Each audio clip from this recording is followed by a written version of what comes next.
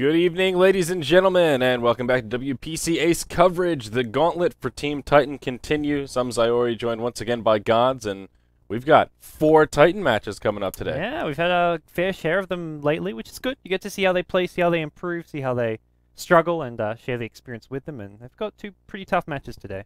First, they'll be up against Dreamtime, and then after that, they'll be up against Mr. Newbie, Mr. Zhao himself. Yeah, it should be exciting. So it's the best of 2 format per usual. 4 games total, 2 games against each opponent, and well, DT will be the first up. And wow, we're in the draft already, Gods. Cool. Let's get right into things. That's how I like to do it. So yeah, DT's a team who's just a bit about these guys. They played in the Signer Cup most recently, and they actually caused some upsets there. They actually knocked out IG, as well as I want to say LGD.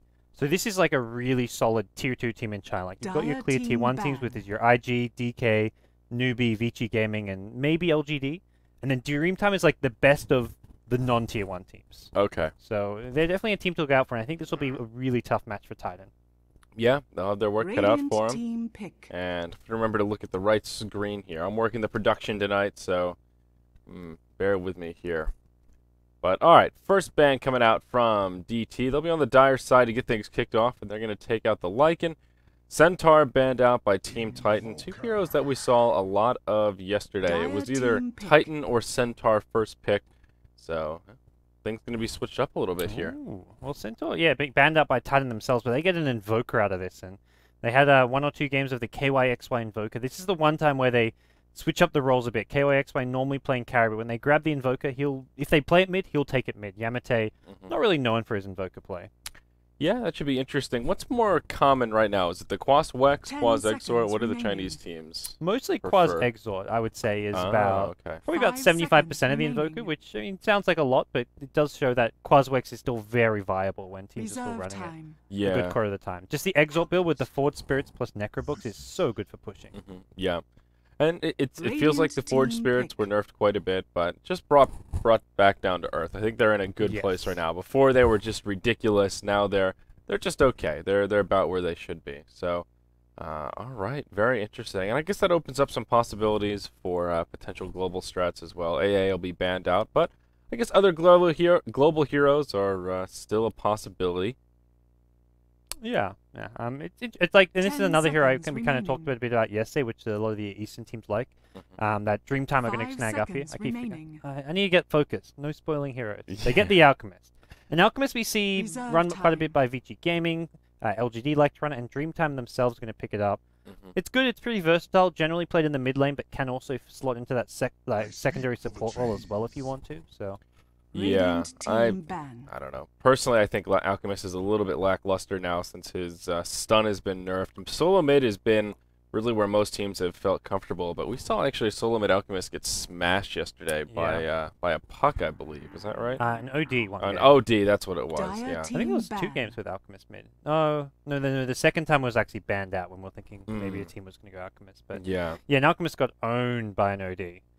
Yeah, I mean, any ranged hero kind of does pretty well against Alchemist. Acid Spray is just a little too underwhelming. It's decent harass, but it's not enough to secure Alchemist decent last hits. And as we were talking about, someone like Naga can Bottle Crow last it with Riptide. Alchemist, he doesn't really have that luxury. He still has to do it the old-fashioned way, and, well, yeah, we'll see how they utilize him here. They do grab their first support, perhaps their second support.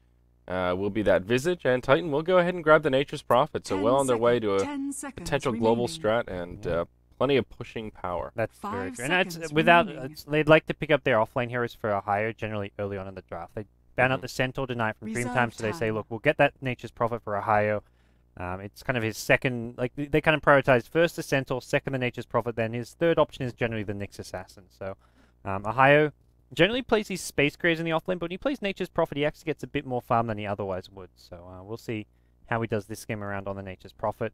For Dreamtime, you talked about this support here, Visage. You said you want to see more of it. He's a good support. I like Visage. I think he's so good right now. I'm surprised more teams don't prioritize him. And here you go, Dreamtime. Every time I think DT, I always think Dreamtime. I had that same problem when I last cast them, but Happy to see Visage picked up here in the first I round. like him. I'm on board now.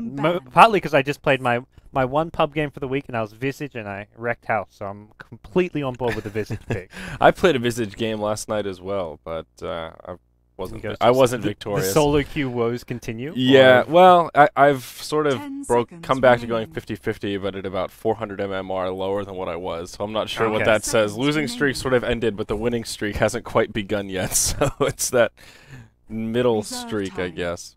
Gotcha.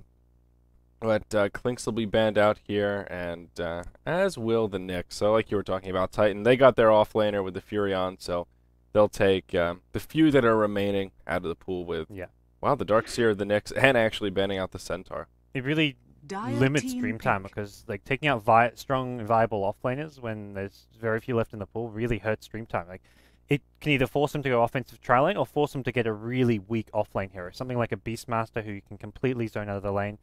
Bristleback as well, considered to be pretty underwhelming nowadays. Timbersaw.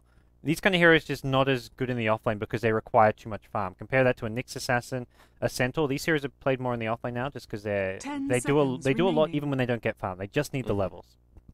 Yeah, that's very true. You know, I think Timbersaw can still play a role in this meta, especially when we see some teams with these kind of strength core lineups. But like against this Titan lineup, you do not want to be Timbersaw. Definitely not. Definitely. If you get a 1v1 against Nature's Prophet, it's okay. But in general, come mid to late game, if you're an underfarmed Timbersaw because you went up against a tri lane, you're going to be very useless. Well, Clockwork could still be an option for Dreamtime here. Yeah, Clockwork's actually a good choice. Yeah, can hold his own against the Nature's Prophet. Yes. Some teams are still like prioritizing Clockwork so much that they're like first two picking him. Yeah. We saw one game yesterday where I think there was a first pick Clockwork, and we both looked at each other like, "What are they doing?" And it failed pretty hard. But I think it was the Team Tong Fu. But Clockwork really seems to be a hero to me that has a deceptively high skill cap, where a lot of teams pick him up where on occasion where they don't really have a strong Clockwork player, and there's a lot of players that can play Clockwork. He's conceptually pretty easy, but every so often you see one of those just next level Clockwork players that's moving around, making plays happen, and I don't know. So he's just an odd hero to watch. Sometimes he's the playmaker that ends up winning you the game, and other games he's just pretty lackluster and kind of just sits around, tries to farm, and gets shut down pretty hard. So, well, one thing I might suggest, you might want to mute Dota 2 during the draft, because otherwise it spoils some of these wonderful picks just to keep the suspense up for our viewers. Good call. I mean, I don't mind. I see the picks, but just getting all these like hero sounds before they come out, because I think it's nice to show the stream from WPC. Yeah, hope you guys are enjoying it. It's very familiar. You may recognize it from a certain Western tournament. Well, some elements of it, some of the stat stuff, but they implement the camera shots as well, which I mean, anytime you can see the players and get like a more human feel, like that they're not just anonymous nicknames on a screen, is always nice. So yeah, I'm a big fan. I like the WPC overlays. I'm not as big of a fan of the giant minimap on the right side, but I really do like the camera. It's taking up half the screen, and it's so useless. Yes, that's my beef. Is not necessarily its utility; is just its size. It definitely doesn't warrant half of the useful information as the screen real estate would. You can just talk about the lanes for one thing, or you can often just kind of see the lanes from just looking at the heroes. Like, I'm not sure how much value that giant minimap adds. Yeah, but Puck will be the third choice here. Even just having like player like you don't know what, like if you're a new viewer or something, you don't know who the players are on each team. Yeah. You could just be cycling through like player photos over there. Well, I guess they show the camera shots, so player photos not necessary, but player names / rosters. I don't know. Yeah. I'm not sure what you'd put there. I would also make the icons a little bit bigger. For the hero. Oh, you mean on the minimap? Yeah. Yeah. Exactly. Yeah. Like their faces are pretty tiny, but gotcha. I don't know. I use the larger minimap icons now. Now I'm hooked on it. Do you actually use the hero icons, or do you use just the circles? Well, just the circles here now. I cranked it up to 900. That's the thing. I see a lot of players doing that, and definitely everyone I hear that does it's like, it helps my map pointers quite a lot. Yeah, I like it. Now, the problem is now that I'm used to it, when I forget to do it or the console isn't loaded, I feel like I'm crippled. Like the little icons are too tiny, so it's a little bit of a double edge on that front if I forget about it. But people have also told me it's good for like mobile viewers because the minimap is so small on that tiny resolution. The bigger dots are a little bit easier to see. So I don't know. Helping out those mobile viewers when I can. Rubik going to be the third choice for Team Titan, so that'll be their first support on the board. Nothing too crazy about the Rubik. Not the best Rubik game. I mean, Dream Coil, a pretty decent ability to steal. Concoction, Soul Assumption. Maybe he can snag familiars, but he's a good support kind of outside of the spell steal is the big thing with Rubik. He's one of the few supports that is just like telekinesis is one of those spells that people don't really talk about, but it's an instant stun. Like people don't think of telekinesis as a stun, but that's what it is. When you lift someone up in the air, they can't move, they can't cast a spell.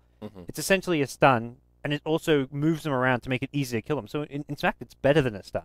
Yeah. Telekinesis is actually a very under talked about spell for what it offers. The fact that it's instant is really its big selling point. It makes ganking and killing heroes like Puck fantastic, because if you're a hero with a projectile stun like a Vengeful Spirit or well, not so much Sankin, like a Leshrac Alina, so easy to phase shift dodge those stuns. Rubik, impossible.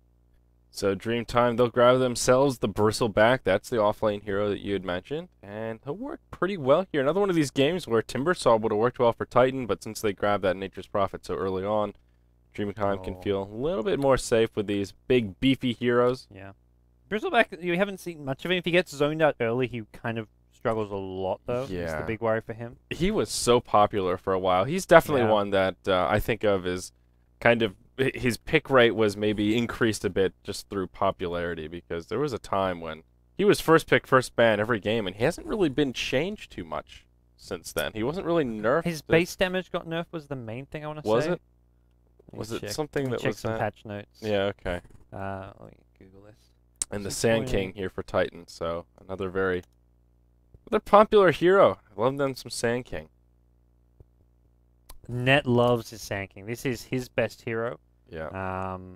So yeah, it's gonna be Net's hero, I imagine. The way he plays, everyone will joke about it, but he stays in the trees. He will hide around, camp in the map, wait for it yesterday. To go in.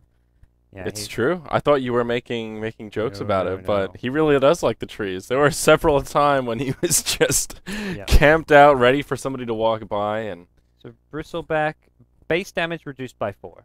Okay. Pretty small change, but it does affect him a decent amount. Yeah. 4 base damage is more than it sounds like, and I reckon if he still had that 4 damage, he'd maybe be slightly picked a tiny bit more. Yeah, maybe.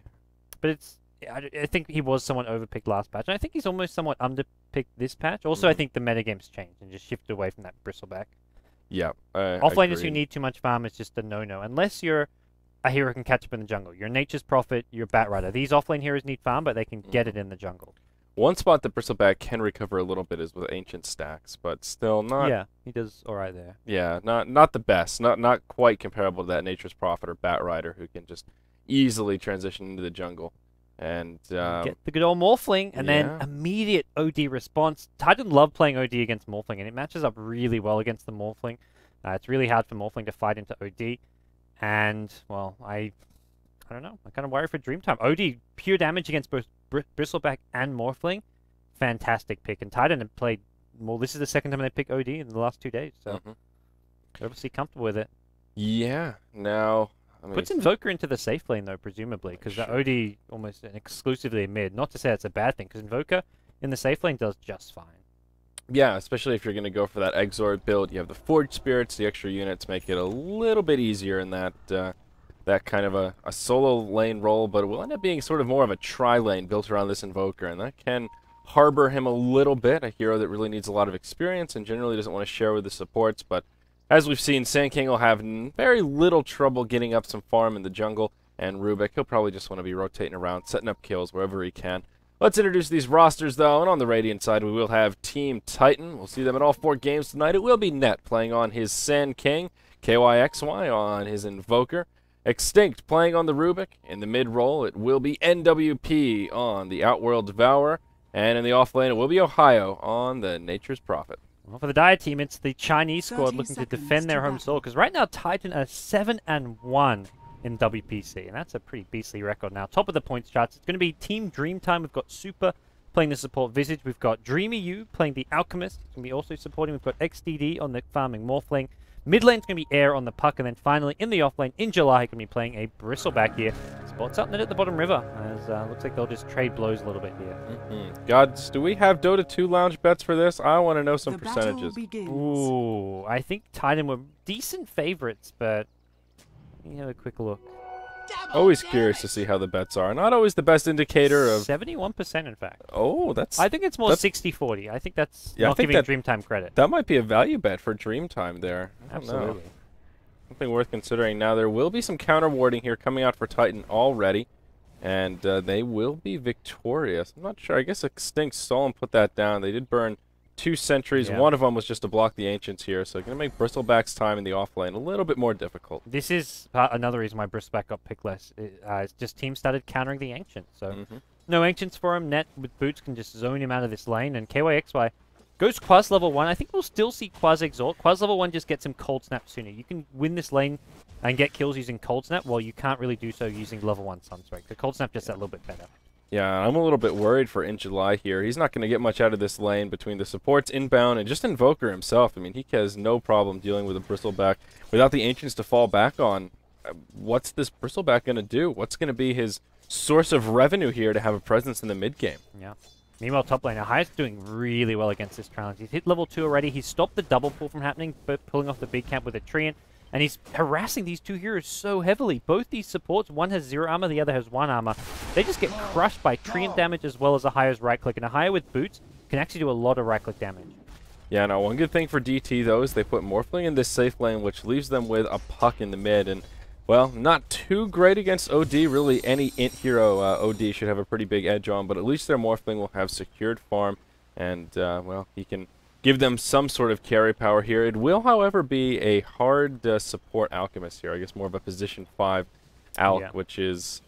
Well, I don't know. What's your take on the position 5 Alchemist right now, Gods? He's okay. He's not nowhere near as strong as he used to be. The stun nerf really hit him hard. We'll see Puck hoping for a top rune. It's going to be an illusion, and well, Prophet was tempting to TP there, but it decided against an air.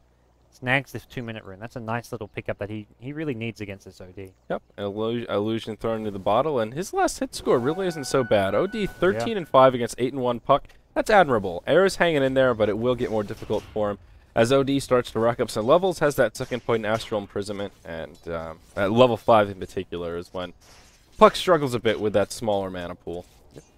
Yeah, so for the most part, lane's going fairly sound. I think Titan getting a bit of an edge, the Prophet getting a lot out of this top lane.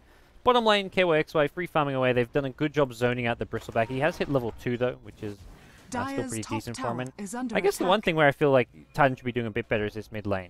14-7 to the 11-4 in Puck. This is definitely an OD favored matchup, and that's where I feel Yamate just isn't just imposing himself enough on this lane.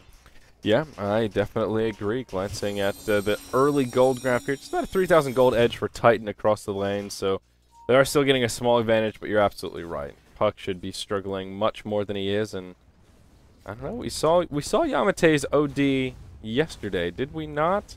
Yeah, I think we did in that one game, and yeah, he looked pretty good. But that was a slightly different setup where he was able to get away with some serious greed. That was Brown Boots straight into Scythe of Vice, which is I don't think he'll be able to get away with that here. I think a 4-staff or a mech may be his first choice.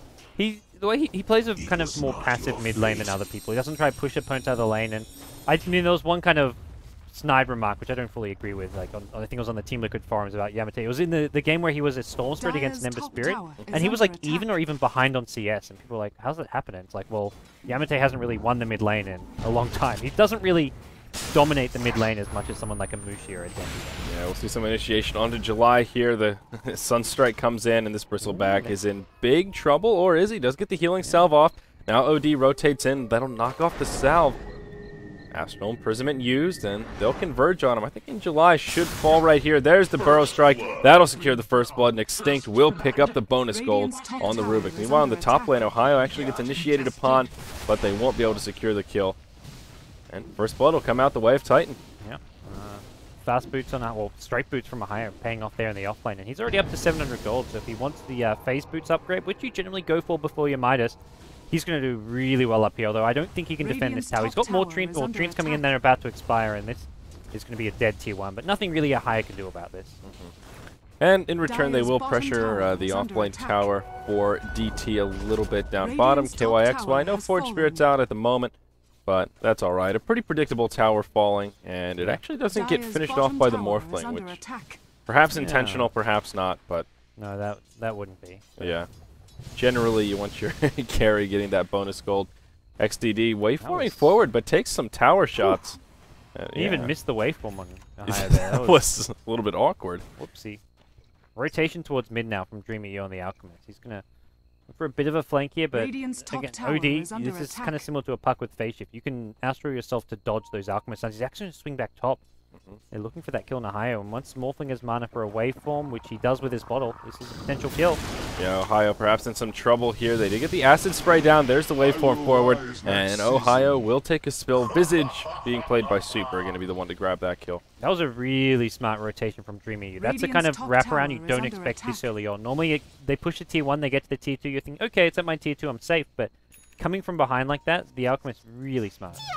Yeah, and there are those phase boots you were talking about on the Nature's Prophet. May still well go for a Hand of Midas, but wants to get a little more lane utility and at least have a chance at surviving onslaughts such as that. There will be another Radiant Ward put down at the bottom rune here, compliments of Rubik, and that scouts out Puck, bottling up the 6-minute regeneration. So all tied up, 1 apiece here as we cross the 6-minute mark. OD is now level 6, and he should be still doing a lot better against this Puck, but there's only a 5 creep score difference, which is startling. OD's got 13 denies to the Puck's 4, but that's where OD has a huge damage output bonus, not to mention the Astral and Prison to work with, so I think he's just not winning this lane as hard as he should be. Yeah, especially with power treads out, Puck still sitting on brown boots. There's a good 50% damage edge here for Yamate. He's hitting for just about 100 a pop, and Air hitting for about 62. That is a huge difference, and not only just in last hitting creeps, but if they ever go blow for blow, OD should be able to just slowly harass this Puck out of the lane presence. But actually, no, it'll be Yamate that takes some pretty heavy damage. He'll finally get the Astral off, but the Dream Coil's already been burned. Super in big trouble. OD will pop out. He'll finish him off. Now Puck may actually get turned around on. Well, they'll make it a 1-0 the other way as they finish off Visage. But more importantly, Yamate survives, just barely, but makes it back to the well. Just barely indeed. I think there was a Puck uphill miss, although I don't think it would have finished him off. He would have needed 2 right clicks, but either way, Yamate playing with fire there in the mid lane.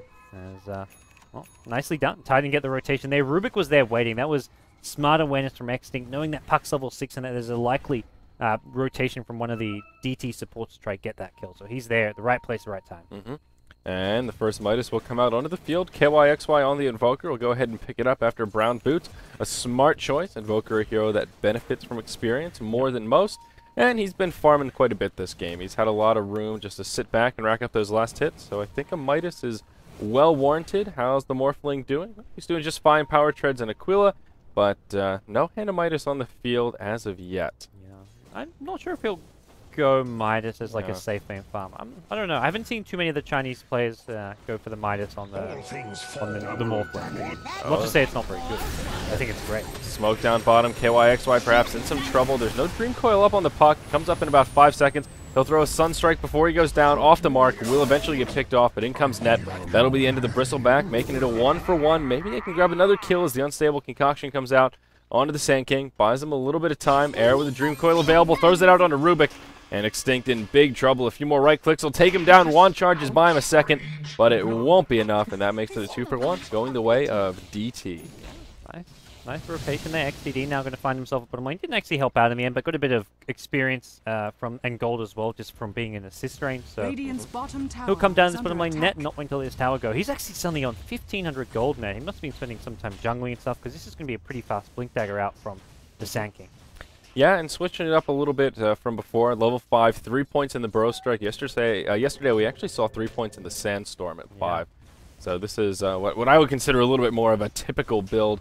And yesterday we even got to see a Sand King with a Blink Dagger before hitting level 6, which was an odd and rare treat, not something that we see too often. That was ZSMJ pretending he was still a carry player. Like, guys, I gotta farm. That was this is what I do best.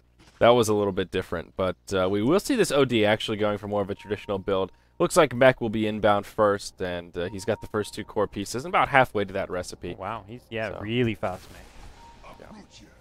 And which is definitely good news. He still has about a 500 gold advantage over this Puck, and finally starting to pull ahead in CS a little bit. Puck spent some time out of the lane, rotating down to the bottom, and that whole time Yamate was just sitting in the mid, soaking up those last hits. He's about 53-18 versus the 35-4 Puck. So that growing disparity. That's good. A good game to be going for the mech, because the game yesterday we saw when he rashed the Hex, he was more of a carry that game because it was Ohio playing Centaur. This time around, Ohio's on a good carry slash semi-carry in Nature's Prophet. That's where OD can go for a more just defensive team-based build where it goes for the mech, the 4 stuff, because he doesn't have to dish out tons of damage. You've got 2 carries to help do that, the Invoker as well as Prophet. Yeah, and there was actually almost a kill that came out on In July right there. Cheeky little use of the tree and scattered him out as he was hiding in the trees right around here. And Sunstrike was just barely off the mark, but probably would have been a kill, and that would have been rather impressive. 4 points in that Egg Sword. That's pretty potent Sunstrike that KYXY's got going on. We'll see Morphling just back top, continue to farm. He's up to 1,200 gold. I'm curious to see if he goes for the Lincolns or if he's just going to rush an Ethereal Blade. Generally, when you get Bottle, you don't also go for Lincoln. So this may just be a straight-up Ethereal Blade from XDD. Yeah, and it doesn't look like he'll be going for the Midas, though still could be an option. I would have liked it here just because he's had so much space. I mean, he has gotten involved in these fights a little bit, 0, 0, and 1, but as the leader in terms of net worth, I don't know, I think it just would have been a decent Midas game. Very little pressure has come this Morphling's way.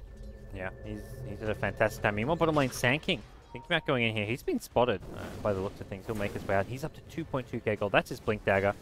We're seeing this more and more. Sand King's just not leveling Epicenter that early on. He's level 7 and no points in the Epicenter. 4-3-0 build. And the Epicenter level 1 isn't that impressive, and your mana pool is a bit lacking. Like, you get the Blink Dagger just for the Blink Stun, not so much for the Epicenter Blink. Like, that Epicenter Blink isn't that scary until you hit level 11. It's still worth getting, like, at level 8. We'll probably get it at level 8, but it's not that potent on its own.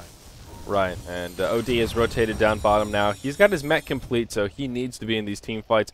Puck with a haste rune in the bottle does have power treads online as well. It looks like DT will repel this push at their bottom tier 1 tower.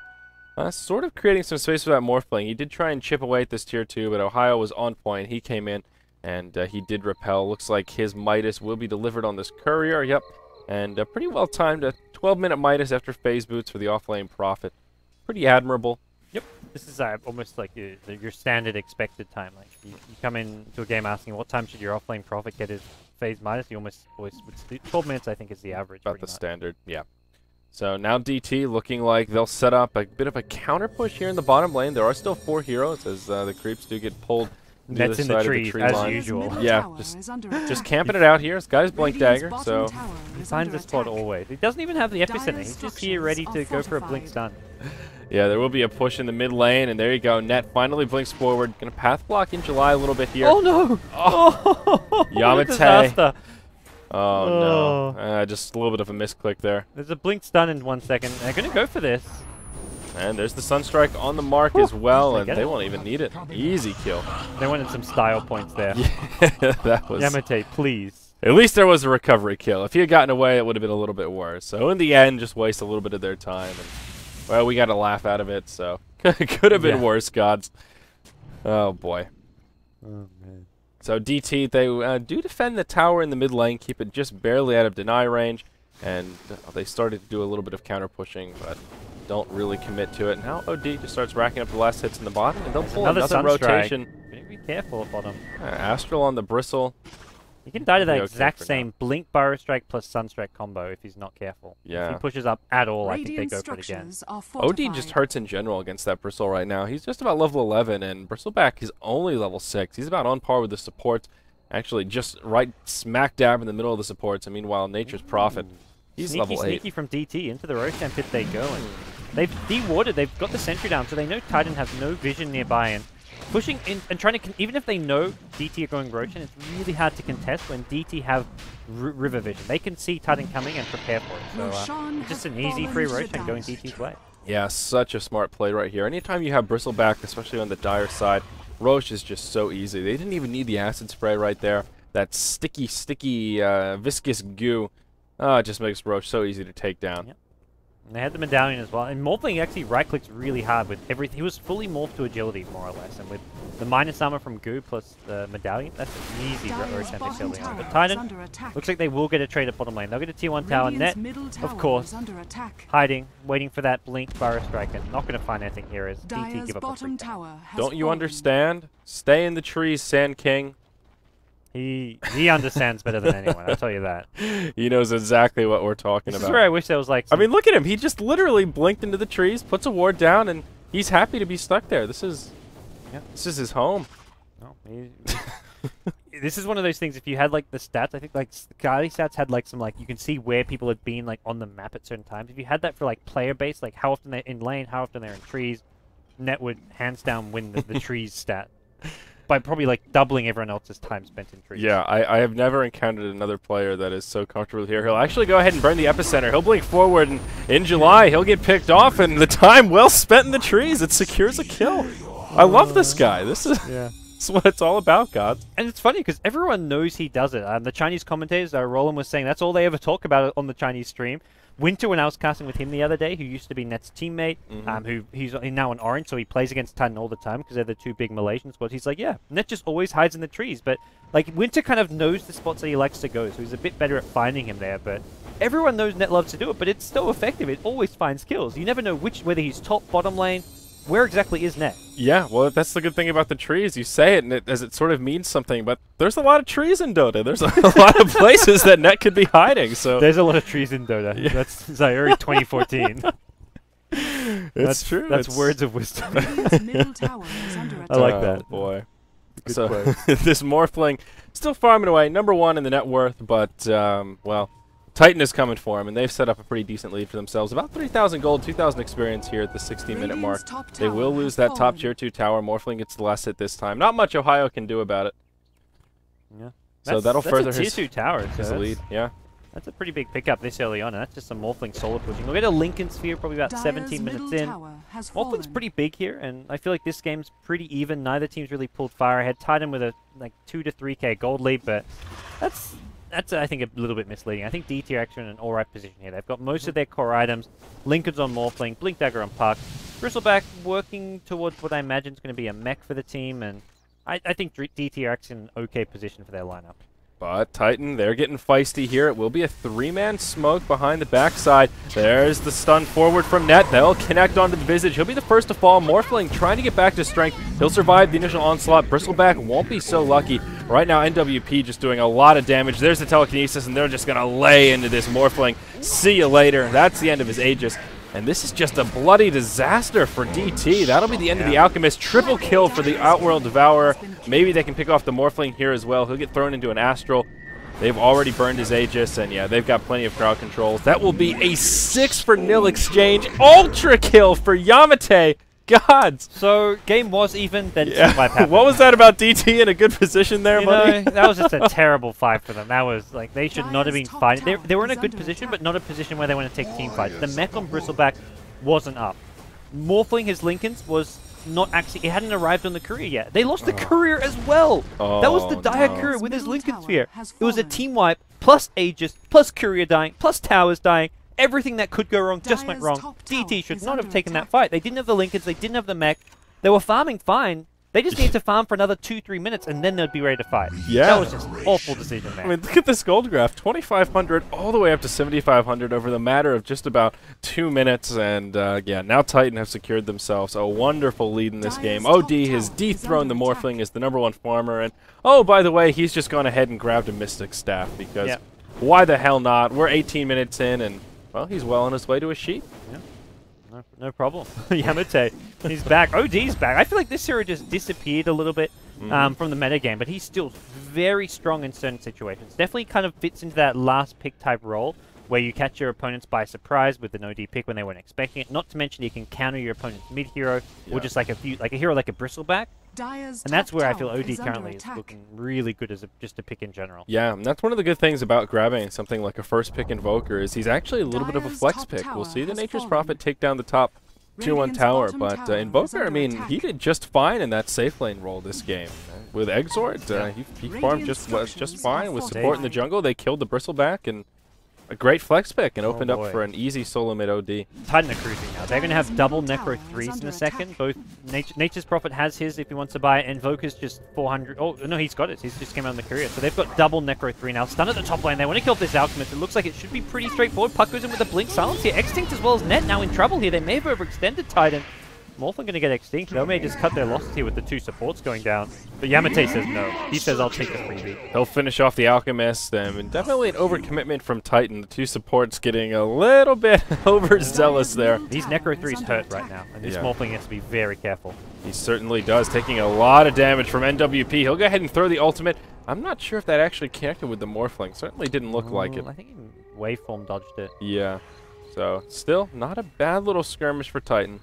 They do trade 1 for 2, but they get a lot of damage on this tier 2 tower. I think they'll be forced to back out here as the Necro units will get cleaned up, just about to expire anyhow. Yep. Down goes a higher to the bottom lane. The Rat Dota will continue. Not even Rat Dota right now. They can just take fights. They're not even they're not even just ignoring fights and pushing side lanes. They're just going straight into DT with these Necrobooks, with these minions of theirs. Slight overextension there coming from the supports who decided to engage behind the tower when they couldn't get a kill, but no big deal. Yeah, no biggie. And Ohio, he'll teleport up towards the top lane. XDD already in the lane. Necro 3 popped, and this Morphling's actually completely out of mana. He could be in big trouble here. He'll get stuck inside of the Sprout. The Courier coming in again. Oh, how funny would it have been if he could pick that off. Doesn't get the Courier. That'll be his Lincolns. Oh my god, what a player, Ohio. Wow. Will he be able to finish XDD here is the question. Trying to get the Treants into a position to block him out. Net comes in with the Burrow Strike, and XDD will take a spill. Meanwhile, in the front of the lane, and nope, they won't get the Courier and won't find another kill, but this will secure this top tier 2 tower. And OD Invoker killed Bristleback in the mid lane. He had his mech up, but that didn't really matter too much, so Titan get a couple more kills. They'll get a couple more towers. They're pretty much ready to push high ground if they really want. Double Necro 3s plus Forward Spirits is something DT just can't fight. They haven't got the ability to do so. Acid Spray plus Puck Nukes will stall it a little bit, but nowhere near enough. These familiars just melt! Yeah, and also with the double Necro books, you need to be a little bit careful with who gets the last hit on that. That can burst you down pretty quickly, so it's almost not in Puck's best interest if he's really spot on and catches a phase shift, but only 1 point, so he'll have to time that pretty darn well. Has himself the ultimate orb, but just such a huge boost of gold going to Titan. Now about a 12,000 gold lead, 12,000 experience lead. Net 4-star bottom lane into the trees again. He just like blink 4-star just gonna spot. His blink and 4-star are on cooldown, so he's not ready to go yet, but he is just... DT do not see him coming. Yep, he's level 11 too, so that Burrow Strike a bit more potent. Tier 2 tower will fall, and this could be a huge opening right here. He doesn't have eyes on the team. Let's blink onto the high ground there. Let's get up in these trees like up here. Like right above him. That's where he needs to... That's his next spot to blink to. Like, he goes up there and, like, he can just hide there waiting. This sneaky devil, he's thinking about it too. You can tell he's ready to blink in. If they go for a bottom push, he probably does try to get into that spot. But man, it's just so funny watching him play. Like, he prioritizes getting into hiding spots because he used like blink and 4-staff to get into this little spot. Oh, he 4-staffs a little higher up. Oh, he's ready for this. Yeah. He's very ready, and that's why they say, look, he says, I'm in position bottom lane, we push bottom lane. Yeah. Don't go top, don't go mid, we're going bottom lane. I mean, they're just going to try and bait something out here. They're waiting for this Puck to overcommit with a Dream Coil, waiting for this Bristle to get a little bit too overzealous, and then you'll see that Epicenter just charging up and ready to come on in. Morphling may have his Lincolns up, but that ain't going to save you from the tremble of the Epicenter Earthquake. Yeah. I tell you, man, at TI4, it's going to be patience from net. That's all day long, patience from net. This guy is just quietly waits every single game. All right. And Ohio even cuts down some trees. He's like, Net's not here. Eric comes in, and there you go, Net. He's revealed himself. He will Sandstorm off in the trees. Rest of the fight breaking out now, and oh, Dreamy U taking a lot of damage. The mech comes out. That'll be the end of the Visage and the Alchemist to get things started. There's the Epicenter. Bristleback going to be the third to fall. Puck hopping into the battle, but he'll get sheeped straight away. And yeah, Aaron, big trouble. XCD, he waveforms forward. Does grab a couple of kills here. Double coming out for the Morphling as he finishes off the Rubik as well as the OD. And he will survive. Still very convincing fight for Titan. It will end as a 4-for-2. Yeah. Yeah, Net actually, I think he thought there was maybe trees there when he went onto the high ground. He was like, oh, wait, there's no trees here. Yeah. I'm revealed. Panic. But, yeah, it's a 4-for-2 trade. Not as clean as Titan would have hoped for, but they get a bit of damage onto the tower. They win the team fight end of the day, and they can just back off. Wait for Roshan to respawn, which just happens now. And DT will scout this out with the Visage Familiar, so if they can get this fast before Titan get there, nice. But I think getting in there, and killing it fast enough is just not going to happen.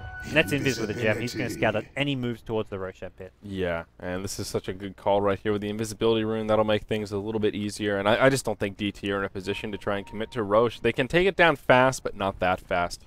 And, yeah, they just don't want to fight in the pit right now. With the OD ult on cooldown, maybe this could be a possibility. They're going for it, and Net, I think, knows it. Actually, Epicenter is down as well, so maybe this is a smarter play than I was giving it credit for. We'll go ahead and open onto Super here. There's the Wrath of Nature. Visage will get juiced to start off this fight. Roche at about half health. They were taking him down quickly, but now it's a 5v4 on the field. They can't contest too easily. Nature's Prophet is in the top lane just pushing away. Net, he hops forward. Burrow strikes to the high ground. Puck off the mark with the Waning Rift, but they will punish the Sin King. Gems on the ground. Ping's coming out, but Morphling, he can't get to it. The Familiars are blocking him in. But nobody else can get to it either, so Gem will get handed over. Alright. That was, yeah, Net blinking blindly onto the high ground there, and there was 4 heroes waiting for him. A bit overambitious. Yes. He didn't really have an escape plan for once he blinks on the high ground. Sure, you can Burrow Strike out, but Familiars give vision of that little high ground spot, so that was just a bit too overeager. Yeah, and Yamate does survive. Nature's Prophet just pushes in that top lane, but doesn't really get to do any kind of crippling damage. Has himself a Shadow Blade. All in all, Roche contested, and he's still alive. Got about 7,000 hit points left as he regenerates up. DT still won't have an easy time moving into the pit, and that was their big opportunity there. The big win there was just that they got the gem, and that's why I'm a little surprised to see Net being so aggressive in that scenario, because he was the gem carrier. And a bit of cockiness from Titan. Like, they know they're in firm control now, but at the same time, Morphling suddenly with an Ethereal Blade, he's a foe to be worried about. If he can grab himself an Aegis as well now, it's a huge victory for Titan. I mean, sorry, for DT. But Titan know this. That's why they're smoked. They're looking to posture around the Roshan pit and not let this one go uncontested. Yeah, no, DT, they've also smoked into the Roche pit. And they're hoping this Familiar expires. If this Familiar expires, they'll start on Roche. But yeah, or the Forge Spirit, yeah. Oh, it's gone now. And there come the pings. This is their opportunity. Titan, they have the wrong idea. They think DT are going to be stationed around the trees. They may catch this Morphling. He'll wait for him forward. Oh, no. This smoke will be so successful. XDD just gets destroyed. They'll get the gem back. So, I spoke too soon. They had the right idea. Morphling just... That's Titan with Roche. Ooh. Dire's top tower is under attack. Yep, Nature's Prophet has already moved into the pit. He's got the Necro units. There's some Forged Spirits here. And this should be an easy Roche. That poor Morphling, though, had absolutely no idea. That waveform forward. Already he was in trouble, but without that escape vehicle, that was just an easy kill. Looks like Yamate's going to be taking the Aegis for his team.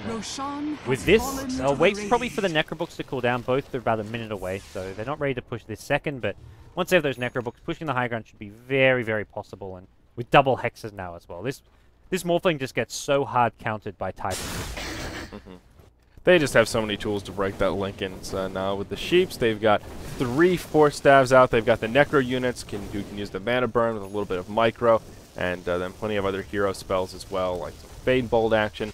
So that Linken's not completely useless, but not particularly useful either. And even though Morphling does have the E-Blade out, we've yet to see him really use it to any real success. I don't think he's been able to shotgun anybody down quite yet, so...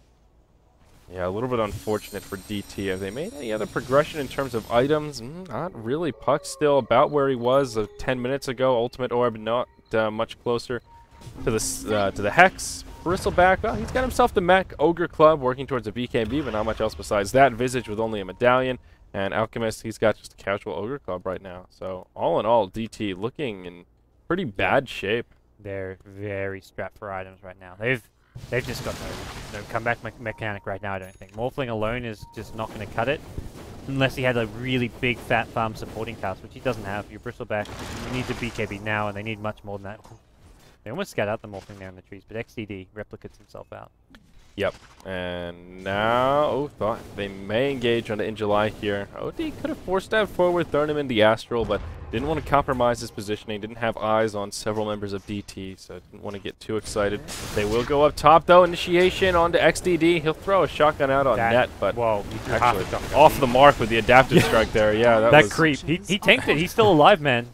Creepy the Creep, he's always marching forward. He's going to go down the bristleback build. Yep. Oh, He copped that adaptive. Creepy the Creep. That Creep was a true hero of war, I tell you that. Yeah, well, in July, he's a hero of war as well. Soon to be a casualty, it seems, as he takes some damage. Does survive the initial onslaught. Extinct, taking pretty heavy damage as well. Rubik has actually stolen the Quill Spray ability, which is a little interesting here. Not ideal, but there will be quite a bit of split pushing. There's an Epicenter coming in super. He takes heavy damage as Net will basically solo him down. Invoker will finish off that bottom tier 3 tower as well. And DT, they just don't have the resources to deal with this split push. Yeah, this split push. Normally it's the Prophet split pushing, but Invoker just as equipped to do so towards Pretty. I'm going to say the front line's taking a lot of damage, but he's got the Aegis for this. Burrow Strike goes through, catching out to in July and Air, caught out in the sprout here. They cop the Sandy's Eclipse, they're going to just melt here. XTD goes in, catches out the OD, but he's not even dead yet. The Aegis will proc if he does die. I don't even know if he's going to die here. Earned up, he'll go down here, but this is your Aegis. This is XTD dead for this, and this is possibly game 1 in the bag for Titan, I feel. Yeah, Puck is bought back. They'll get a recovery kill onto the Rubik, but just... Bottom Raxes, top yeah, Raxes. very small victories here for DT as they poke forward, getting some lag spikes, and Sunstrike will be off the mark. But yeah, anytime a team is pushed back to the well while their Raxes are exposed and getting wrecked, yeah, bottom is already down, and top taking pretty heavy damage. So even if DT don't tap out right here, I think they'll be forced to before too long, and Titan might not even need to back out here. Morphling dead for another 30 seconds. They can probably just rotate mid and make it Mega Creeps. Ah, there you go. GG.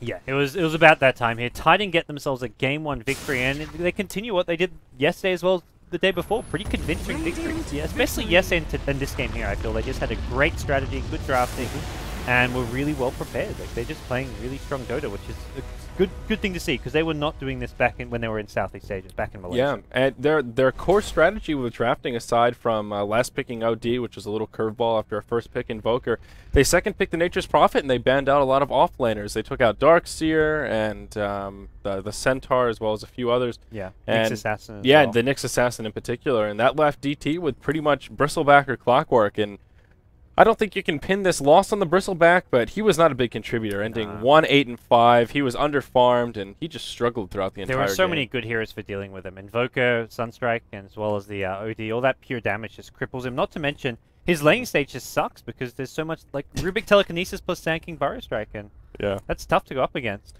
One of the DT players, man, that guy's looking pretty upset. Jeez.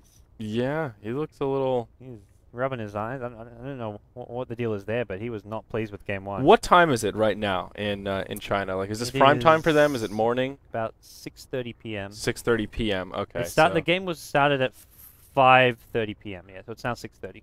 Okay. So that was game 1. We've got 3 more games coming up. We'll see how Titan fares against DT in the second of their best of 2. DT will have an opportunity to tie it up, or maybe Titan can just continue their streak of domination through the gauntlet here. As they're well on their way. They have got a tough opponent in their second match. Newbie's a team where Noob would be the favorites against Titan, but yeah. So that'll be the first of the really difficult part of the gauntlet, and then tomorrow it'll be IG and DK that they'll have to go up against. So getting steadily harder here for Titan, but game 2 for DT of Titan coming up before too long here. We'll have a quick break, and then we'll get game 2 up in just a moment.